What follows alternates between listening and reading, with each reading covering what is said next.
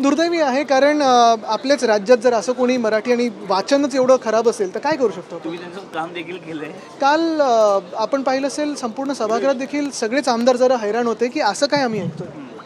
Sir, एकीकडे असं म्हटलं जातं की बाळासाहेब ठाकरेंच्या विचाराने चाललेली ही शिंदेची शिवसेना हे गुवाहाटीला पळणार आहे, सुरतला आणि पळणार आहे. एकीकडे बाळासाहेब ठाकरेंवरती टीका केली जाते. तेच तर मी सांगतो ना, हे गुवाहाटीला पळणार आहे. आणि हे किरण पावसकरांची तर आज त्यांनी हकालपट्टीने अजून चांगला चोप देऊन हकालपट्टी करण्याची लायकीचे लोक आहेत हे, पण हे कुठे करणार.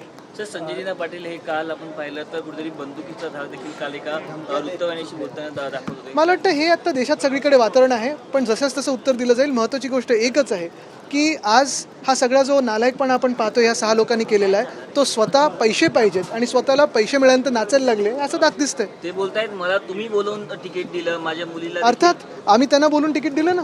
आणि महत्त्वाची गोष्ट म्हणजे जे ते निवडून आलेत 6 लोक, ते उद्धव बाळासाहेब ठाकरे ह्या नावावर निवडून आलेले आहेत, भाजपच्या चेहऱ्यावर नाही निवडून आलेले आहेत. ते पक्षनिधीच्या चेहऱ्यावर नाही, कुठच्याही विकास निधीच्या चेहऱ्यावर नाही, तर उद्धव बाळासाहेब ठाकरे आणि इंडिया आघाडीच्या चेहऱ्यावर निवडून आलेले आहेत. त्याचबरोबर असंही वक्तव्य केलं जातं की त्यांना डबल इंजिनचं सरकार म्हटलं जातं.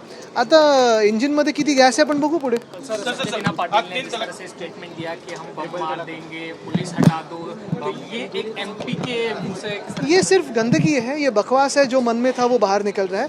और सबसे अहम बात यही है कि महाराष्ट्र की जो कानून की स्थिति है वो आज ऐसे हो गई है कि ये लोग भी ऐसे बात कर रहे हैं. तो ये यही दिखा रहा है कि सीएम साहब के हाथ में कानून व्यवस्था रही नहीं है. 3 तलाकवर चर्चा झालेली आहे, काही लोकांनी ताशेर ओढलेले आहेत, अनेक ठिकाणी घटना घडत आहेत. अशा मला वाटतं मी आत नव्हतो ऐकताना, पण मी आत्ता तेच सांगितलं की महत्त्वाची गोष्ट हीच आहे की आज राज्याची जी स्थिती आहे त्याच्यावर पण चर्चा व्हावी. आज आपण पाहिलं असेल कैलाश पाटील आमचे जेव्हा शेतकऱ्यांची स्थिती मांडत होते तेव्हा कृषी मंत्री बसलेत, काही सत्ताधारी पक्ष बसलेत आणि मजा मस्करी चालली आहे. म्हणजे सिरियसनेसच नाही आहे सरकारमध्ये शेतकऱ्यांची मदत करण्यासाठी.